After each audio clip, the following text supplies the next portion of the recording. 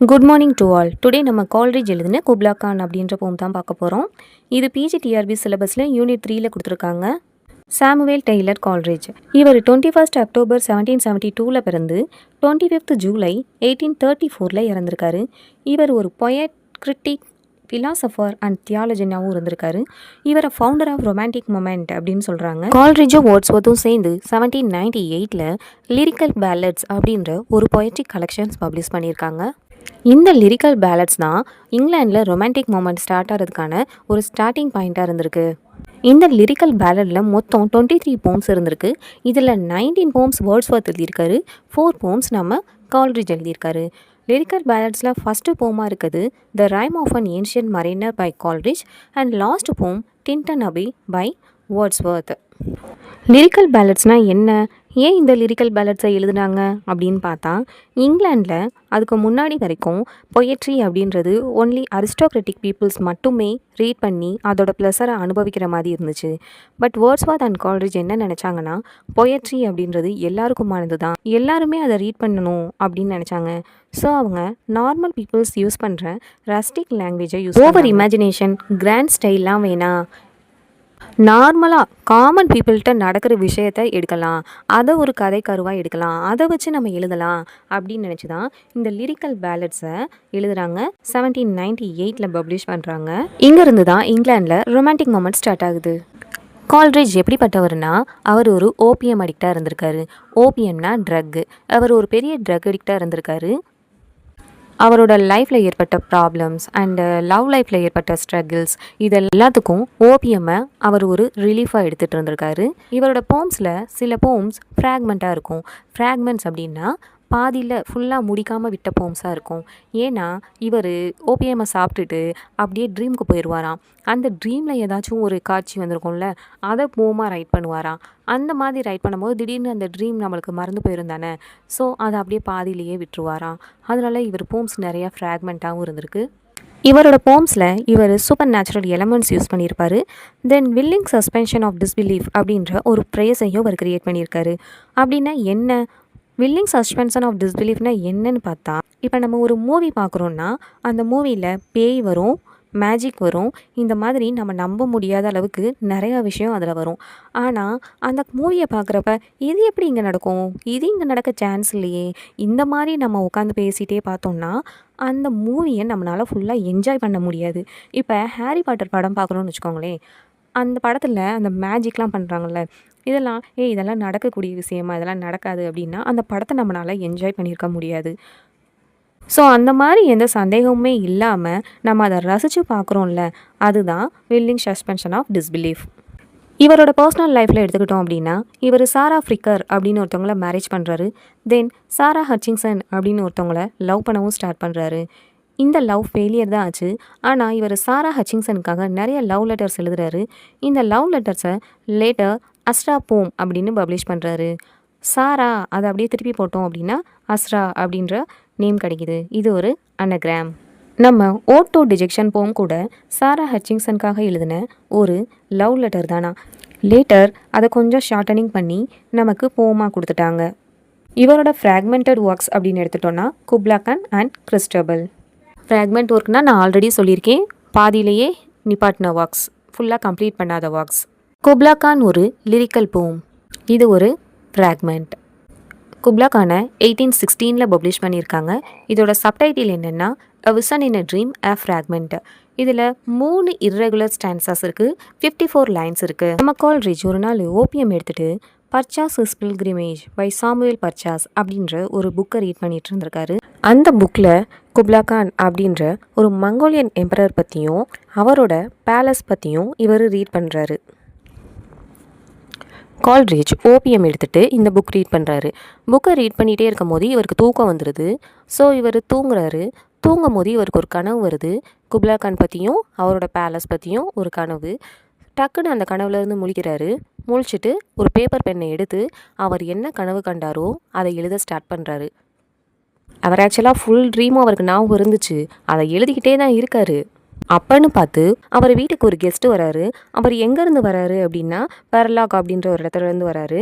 அவரோட நேம் இங்கே மென்ஷன் பண்ணல. பர்சன் ஃப்ரம் பெர்லாக் அப்படின்னு மட்டும் தான் கொடுத்துருப்பாங்க. அவர் இன்டரப்ட் பண்ணனால இவர் எழுதினதை பாதியிலே அங்கே ஸ்டாப் பண்ணுறாரு. அதுக்கடுத்து அதை கண்டினியூ பண்ணலான்னு நினைக்கிறாரு. ஆனால் அவரால் முடியலை. ஏன்னா அவரோட ட்ரீம் அவருக்கு மறந்துருச்சு. ஸோ அவரால் அதை கண்டினியூ பண்ண முடியலை. அதனால இது ஒரு ஃப்ராக்மெண்ட்டாக இருக்குது. ஓகே, யார் இந்த குப்லா கான் அப்படின்னு பார்த்தா 13th செஞ்சுரியில் மங்கோலியன் எம்பையரை ரூல் பண்ண ஒரு கிங். ஓகே, இப்போ போம் லைன்ஸ் பார்க்கலாம். இன் Xanadu did Kublai Khan a stately pleasure doom decree where Alf the sacred river ran. நம்ம எல்லாருக்கும் தெரியும் குப்லா கான் யாருன்னு. அவர் ஒரு மங்கோலியன் எம்பரர். இந்த மங்கோலியன் எம்பையரோட கேபிட்டல் சிட்டி தான் Xanadu. டிக்ரி அப்படின்னா and official order given by a government. So Kubla Khan order போடுறாரு, Xanaduல ஒரு ஸ்டேட்லி பிளஸர் டூம் பில்ட் பண்ணுங்க அப்படின்னு சொல்லி. வேர் ஆல்ஃப் த சாக்ரட் ரிவர் ரேன், அங்கே ஆல்ஃப் அப்படின்ற ஒரு புனிதமான ரிவர் ஓடுது. Through caverns measureless to man down to a sunless sea, அங்கே நிறையா கேவ்ஸ் எல்லாம் இருக்குது. அந்த கேவ்ஸ் வழியாக தான் இந்த ஆல்ஃப் ரிவர் ஓடுது. அந்த கேவ்ஸ் ரொம்ப டீப்பாக இருக்குது. அதை ஹியூமன்ஸால் கூட மெஷர் பண்ணவே முடியலை. அந்த அளவுக்கு டீப்பான கேவ்ஸ் வழியாக தான் இந்த ஆல்ஃப் ரிவர் ஓடுது. இந்த ரிவர் ஒரு டார்க்கான இருட்டு சைடில் தானே ஓடுது. அப்படியே ஓடி ஒரு சன்லெஸ் சி அப்படின்னா ஒரு இருண்ட சீல போய் கலக்குதான். So twice 5 miles of fertile ground with walls and towers were girdled round. And there were gardens bright with sinners' trails. Twice 5 miles அப்படின்னா 10 miles. அந்த ரிவர் 10 miles தூரம் வரைக்கும் அங்கே இருக்க கிரவுண்ட்ஸில் ஓடுதான். அதனால அந்த கிரவுண்டே நல்லா வளமிக்கதாகவும் ஒரு ஃபெர்டைல் லேண்டாகவும் இருக்கான். Xanaduவை பார்த்தா அது ஃபுல்லாமே பெரிய பெரிய வால்ஸ் அண்ட் டவர்ஸ் கட்டியிருக்காங்களாம். அங்கே இருக்க கார்டன்ஸ்லாம் ரொம்ப பிரைட்டாக இருக்கான். அங்கே சினுவஸ் ரில்ஸ் ஓடுதான். ரில்ஸ் அப்படின்னா ஓடைகள். இந்த மாதிரி ஓடைகள் அங்கிட்டும் இங்கிட்டும் நிறைய ஓடுதான். Where blossom many and incense bearing tree and here where forest ancient as the hills, enfolding sunny spots of greenery. An incense-bearing tree na, it is a tropical tree that produces fragrant gums. இது ஒரு நல்ல வாசனை தரக்கூடிய ஒரு tree. அந்த tree வந்து Xanadu ஃபுல்லாக நல்லா நிறைஞ்சிருக்கான். And here were forest ancient as the hills. அங்கே இருக்க ஃபாரஸ்ட் எல்லாம் ஹில்ஸ் மாதிரி ரொம்ப பழமை வாழ்ந்ததாக இருக்கான். ஹில்ஸ் எல்லாம் நம்மளோட எர்த்து கிரியேட் ஆனப்பையே கிரியேட் ஆயிடுச்சு. அவ்வளோ பழமையானது ஹில்ஸு. அந்த அளவுக்கு பழமையானதான் அங்கே இருக்க ஃபாரஸ்ட்டு. அந்த ஃபாரஸ்ட் ஃபுல்லாமே நல்லா க்ரீனிஷாக இருக்குமா. ட்ரீ ஃபுல்லாக எங்கே பார்த்தாலும் ட்ரீ தான் இருக்குமா. அங்கே சன்னி ஸ்பாட்டே எங்கேயாவது ஒரு இடத்துல தான் விழுகிற மாதிரி இருக்குமா. ஏன்னா ட்ரீ எல்லாம் நிறைஞ்சிருந்துச்சுன்னா அங்கே சன்ரைஸ் உள்ளே வராதில்ல, அந்த மாதிரி தான் இருக்குமா அந்த forest. But oh the deep romantic chasm with slender down the green hill athwart a sudden cover, a savage place, as holy and enchanted as ever beneath a waning moon was haunted. அந்த இடத்துல ஒரு டீப்பான சாசம் இருக்குது. அப்படின்னா பள்ளத்தாக்கு, ஒரு ரொம்ப ஆழமான பள்ளத்தாக்கு ஸ்லாண்டடாக இருக்குது. அது பார்க்க ரொம்ப டீப்பாக இருக்குது, பியூட்டிஃபுல்லாகவும் இருக்குது, மிஸ்டீரியஸாகவும் இருக்குது. எர்த் வாட் அப்படின்னா சைட் டு சைடு. அந்த சைடை சுற்றி செடார் ட்ரீ இருக்குது. அது வந்து ஒரு கவர் மாதிரி அதை வந்து கவர் பண்ணியிருக்கு அந்த சேவேஜ் பிளேஸில். சேவேஜ் பிளேஸ் அப்படின்னா அந்த வைல்டான இடத்துல அந்த மாதிரி செடார் ட்ரீ சுற்றி கவர் பண்ணியிருக்கான். இப்போ ஒரு இடத்த சுற்றி ட்ரீயாக இருந்துச்சுன்னா அது பார்க்க எப்படி இருக்கும்?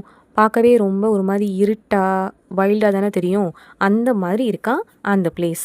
அது பார்க்க ஹோலியாகவும் என்சாண்டடாகவும் தெரியுதான். ஹோலியாகவும் தெரியுதான், பார்க்குறதுக்கே அப்படியே ஒரு மாதிரி வசீகரிக்கிற மாதிரியும் இருக்கான். As ever beneath a waning moon was haunted by women wailing for her demon lover. Waning moonனா தேய்பிறை. அந்த மாதிரி தேய்பிறை டைமில் அந்த இடத்த பார்க்குறதுக்கு எப்படி இருக்கும் அப்படின்னா, ஒரு உமன் உட்காந்து அழுதுட்டு இருக்க மாதிரியும், அவள் யாருக்காக அழுகிறா அப்படின்னா அவளோட டேமன் லவருக்காக உட்காந்து அங்கே அழுதுட்டு இருக்க மாதிரியும் இருக்குமா. அந்த அளவுக்கு அந்த இடத்தோட செட்டிங் வந்து ரொம்ப ஹாரராக இருக்குமா. And from this chasm with ceaseless turmoil seething, as if this earth in fast thick pants were breathing, a mighty fountain momently was forced. Ceaseless அப்படின்னா continuing for a long time without stopping, தொடர்ந்து continue ஆகிட்டே இருக்குது. pants were breathing அப்படின்னா தொடர்ந்து பெருமூச்சு விடுறது. ஓகேவா? இப்போ என்ன சொல்கிறாங்கன்னா, அந்த சாசமை பார்க்குறப்ப எர்த்தே வந்து ரொம்ப பெருமூச்சு விடுற மாதிரி இருக்குது. அந்த இடத்துல இருந்து டக்குன்னு ஒரு ஃபவுண்டைன் ஃபார்ம் ஆகுதான். Amid whose swift half-intermittent burst, huge fragments welter like rebounding hail, or cafe grinds beneath their chairs fly. இந்த லைன்ஸில் என்ன சொல்கிறாங்கன்னா, இப்போ நம்ம பார்த்தோம்ல ஒரு ஃபவுண்டைன் வந்துச்சுன்னு, அந்த ஃபவுண்டைன் வந்து அப்படியே சாஃப்டாக வராமல் ஒரு சீற்றத்தோட எதுலையோ இருந்து வெடிச்சிட்டு வர்ற மாதிரி அவ்வளோ ஃபோர்ஸாக வருதான். அந்த சாசம்குள்ளே இருந்து தானே அந்த ஃபவுண்டைன் வருது. அது வர்ற ஸ்பீடில் அங்கே இருக்க அந்த பாறைகள்லாம் இருக்குல்ல, அதெல்லாம் அப்படியே செதறி ஒரு ஐஸ் கட்டி மலை வந்தால் எப்படி இருக்கும் அந்த மாதிரி அப்படியே டம்மு டம்முன்னு விழுகுதான். ட்ரெஷர்ஸ் அப்படின்னா ஒரு பர்சன் ஆர் மிஷின், இந்த கதிர் அடிக்க யூஸ் பண்ணுவாங்கள்ல அந்த மிஷின் தான். அப்படி கதிர் அடிக்கும் போது அந்த தானியத்தை விட்டு அந்த உமி இருக்குல்ல அது எப்படி பறக்கும், அதே மாதிரி அந்த தண்ணி ஃபோர்ஸ்ஃபுல்லாக வர்றனால அதோடு சேர்ந்து அந்த பாறைகளும் நாலாபுறமாக பறக்குதான். And made this dancing rocks at once and hereby it flanks up momently the sacred river. அந்த பாறைகள்லாம் பறக்கிறது பார்க்க அந்த பாறைகள்லாம் ஒரு டான்ஸ் ஆடுற ராக்ஸ் மாதிரி தெரியுதான். அந்த வாட்டர் ரொம்ப ஃபோர்ஸாக வந்து ஓடுது தானே, அதிலிருந்து ஒரு சேக்ரெட் ரிவர் கிரியேட் ஆகி ஓடுதான். 5 miles meandering with a messy motion. Through wood and dale the sacred river ran, then reached the caverns measureless to men, and sank in tumult to a lifeless ocean. Meandering அப்படின்னா to have a lot of curves and bends. அந்த river போகிற வழி நிறைய கர்வ்ஸாகவும் பென்ஸாகவும் இருக்கான். அங்கே பார்த்தா woods which means forest and dale அப்படின்னா பள்ளத்தாக்கு. ஃபாரஸ்ட் வழியாகவும் போகுதான், பள்ளத்தாக்கு வழியாகவும் அந்த சேக்ரெட் ரிவர் ஓடுதான். தென் அந்த கேர்வன்ஸை போய் ரீச் பண்ணிடுதான். அந்த கேவ்ஸ் எப்படி இருக்கும், ரொம்ப டீப்பாக பயங்கரமாக இருட்டாக இருக்கும். அந்த கேவ்ஸ் ஹியூமன் பீயிங்ஸால் மெஷர் பண்ண முடியாத அளவுக்கு டீப்பான கேவ்ஸாம். கடைசியில் அது என்ன ஆகுதான், ஒரு லைஃப்லெஸ் ஓசனில் மிங்கிள்ட் ஆகுதான். விச் மீன்ஸ் அந்த சன்லெஸ் ஓசனுக்குள்ளே போயிட்டு அந்த river சேர்ந்துருதான். And amid this tumult Kubla heard from far ancestral voice proposing war. இப்போ குப்லா கானோட ஏன்சிஸ்டர்ஸ் சொல்கிறாங்க, அடே குப்லா இங்கே உட்காந்துட்டு இருக்க, அங்கே வார் ஸ்டார்ட் ஆக போகுதுடா, கொஞ்சம் தயாராக இருடா குப்லா அப்படின்ட்டு அவரோட முன்னோர்கள் ஒரு ப்ராஃபஸி அப்படின்னா அசரீரி சொல்கிறாங்க. There was here the mingled measure from the fountain and the caves. It was a miracle of rare device, a sunny pleasure doomed with caves of ice. நம்ம குப்லா கானோட அந்த ஸ்டேட்லி ப்ளஸர் டூம் எப்படி இருக்குது, அந்த பேலஸ் எப்படி இருக்குதுன்னு பார்த்தா வெளியே பார்க்குறதுக்கு சன்ரைஸ்லாம் படுற மாதிரி இருக்குது. பட் உள்ளே பார்த்தா ஃபுல்லாக ஐஸாக இருக்குது, ஐஸாலேயே கட்டின மாதிரி இருக்குது. ஸோ இது என்ன சொல்கிறாங்கன்னா மிராக்கிள் ஆஃப் ரேர் டிவைஸ் அப்படின்னு சொல்கிறாங்க. மிராக்கிள் அப்படின்னா ஆச்சரியம் தானே, அந்த அளவுக்கு இது ஒரு ஆச்சரியமாக இருக்கான் இந்த பேலஸை பார்க்குறதுக்கு.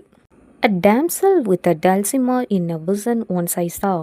It was an Abyssinian maid, and on her dulcimer she played, singing of Mount Abura. Coleridge ஒரு நாள் கனவுல ஒரு அபிசீனியன் மெய்டு டல்சிமர் ரீட் பண்ணிட்டு இருந்த மாதிரி பார்த்தாராம். அபிசீனியன் மெய்டு அப்படின்னா a beautiful maid from Ethiopia.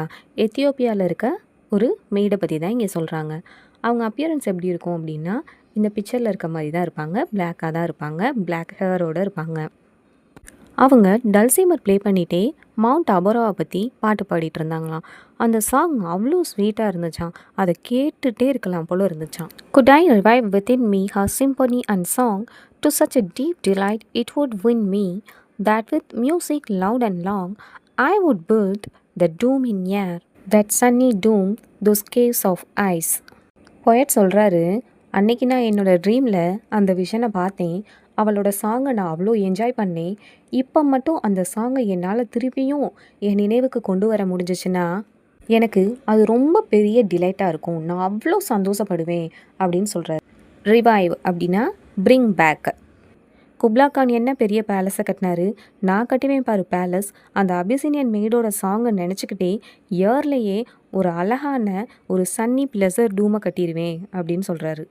And all who heard should see them there, and all should cry, beware, beware, his flashing eyes, his floating hair, weave a circle round him thrice, and close their eyes with holy dread, for he on honey dew hath fed and drank the milk of paradise. இப்போ அந்த song மட்டும் இவருக்கு ஞாபகம் வந்துருச்சுன்னா இவர் ஒரு கிரேட்டான pleasure டூமை கட்டிடுவார். அப்போ இவரை பார்க்குறவங்க எல்லாரும் பயந்து அழுக ஆரம்பிச்சிருவாங்க. பீவர் பீவர், எல்லாரும் ஜாக்கிரதையாக இருங்க ஜாக்கிரதையாக இருங்கன்னு சொல்லுவாங்க. ஏன்னா அப்படிப்பட்ட ஒரு படைப்பை படைக்கும் போது இவரோட ஐஸ்லாம் ஃப்ளாஷிங்காக ஒரு மாதிரி ஒளி வீசக்கூடியதாக இருக்குமா, இவரோட ஹேர்ஸ் எல்லாம் அப்படியே ஃப்ளோட்டிங்காக பறந்துக்கிட்டு இருக்குமா. அதை பார்க்குறவங்க எல்லாம் பயந்துட்டு அவங்கள சுற்றி ஒரு 3 ரவுண்ட் போட்டுக்கிருவாங்களாம். அவங்களோட ஐஸையும் ஒரு விதமான பயம் கலந்த மரியாதையோட மூடிப்பாங்களாம். அவங்கெல்லாம் நினைப்பாங்களாம், இவர் பேரடைஸ் மில்கை குடிச்சிட்டாரு போல, அதனால தான் இவர் இப்படி இருக்காரு அப்படின்னு யோசிப்பாங்களாம். இதோட இந்த போக முடியுது. நெக்ஸ்ட் வீடியோவில் பார்க்கலாம். தேங்க்யூ.